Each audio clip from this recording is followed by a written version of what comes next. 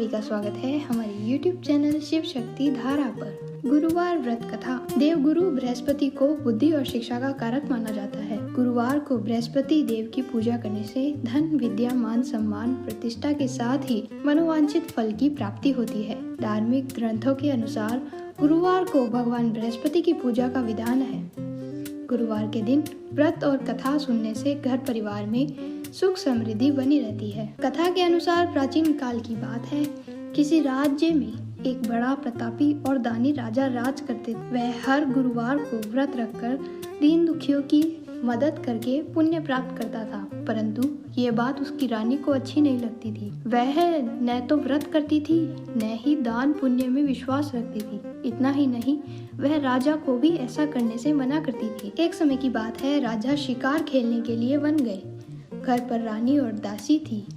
उसी समय गुरु बृहस्पति देव साधु का रूप धारण कर राजा के दरवाजे पर भिक्षा मांगने आए। साधु ने जब रानी से भिक्षा मांगी तो वह कहने लगी, हे साधु महाराज, मैं इस दान और पुण्य से तंग आ गई हूँ।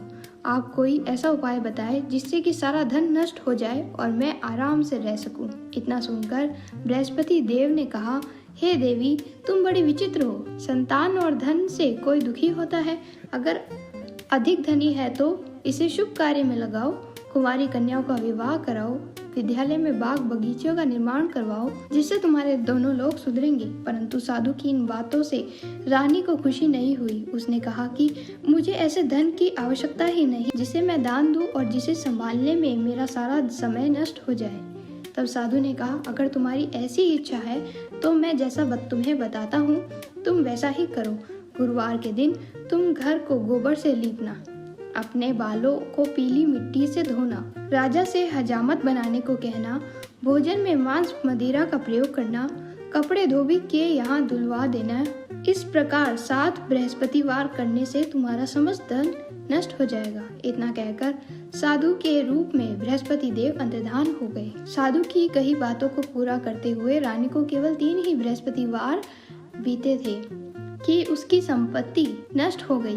भोजन के लिए राजा का परिवार तरसने लगा। तब एक दिन राजा ने रानी से बोला कि हे रानी, तुम यहीं रहो, मैं दूसरे देश को जाता हूँ, क्योंकि यहाँ पर सभी लोग मुझे जानते हैं, इसलिए मैं कोई छोटा कार्य नहीं कर सकता। ऐसा कहकर राजा दूसरे देश में चला गया। वहाँ वह जंगल से लकड़ी काट कर लाता और शहर में बेचता। इस तरह वह अपना जीवन व्यतीत करने लगा। इधर राजा के परदेश जाते ही रानी और दासी दुखी रहने लगी। एक बार जब रानी और दासी को 7 दिन तक भोजन के बिना रहना पड़ा तो रानी ने अपनी दासी से कहा, हे दासी, पास के ही नगर में मेरी बहन रहती है, वह बड़ी धनवान है, तू उसके पास जा और कुछ ले आ ताकि थोड़ी बहुत गुजर बरस हो जाए। दासी रानी की बहन के पास गई। उस दिन गुरुवार था और रानी की बहन उस समय बृहस्पतिवार व्रत की कथा सुन रही थी। दासी ने रानी की बहन को अपनी रानी का संदेश दिया, लेकिन रानी की बहन ने कोई उत्तर नहीं दिया। जब दासी को रानी की बहन से कोई उत्तर नहीं मिला तो वह बहुत दुखी हुई और उसे क्रोध भी आया। दासी ने वापस आकर रानी को सारी बात बता दी। ये सुनकर रानी ने अपने भाग्य को कोसा।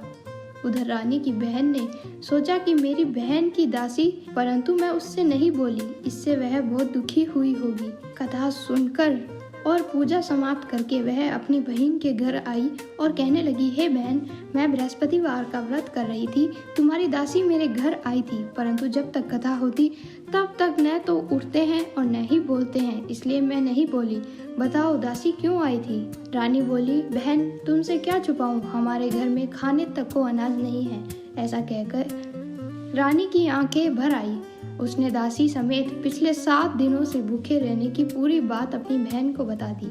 रानी की बहन बोली, देखो बहन, भगवान बृहस्पति देव सबकी मनोकामनाओं को पूर्ण करते हैं। देखो, शायद तुम्हारे घर में भी अनाज रखा हो। पहले तो रानी को विश्वास नहीं हुआ, फिर वह बहन के आग्रह करने पर उसने अपनी दासी को अंदर भेजा तो उसे सचमुच अनाज से भरा एक घड़ा मिल गया। ये देखकर दासी को बड़ी हैरानी हुई। दासी रानी से कहने लगी, हे रानी, जब हमको भोजन नहीं मिलता तो हम व्रत ही तो करते हैं, इसलिए क्यों न इनसे व्रत और कथा की विधि पूछ ली जाए ताकि हम भी व्रत कर सके। तब रानी ने अपनी बहन से बृहस्पतिवार व्रत के बारे में पूछा।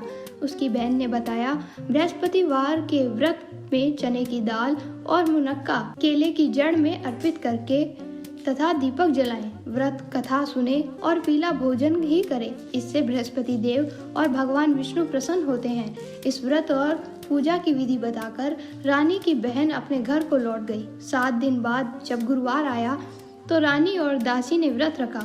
वह घुड़साल में जाकर चना और गुड़ लेकर आई, फिर उससे केले की जड़ तथा विष्णु भगवान की पूजा की। अब पीला भोजन की चिंता को लेकर दोनों बहुत दुखी हुई। चूंकि उन्होंने व्रत कर रखा था, इसलिए बृहस्पति देव उनसे प्रसन्न थे।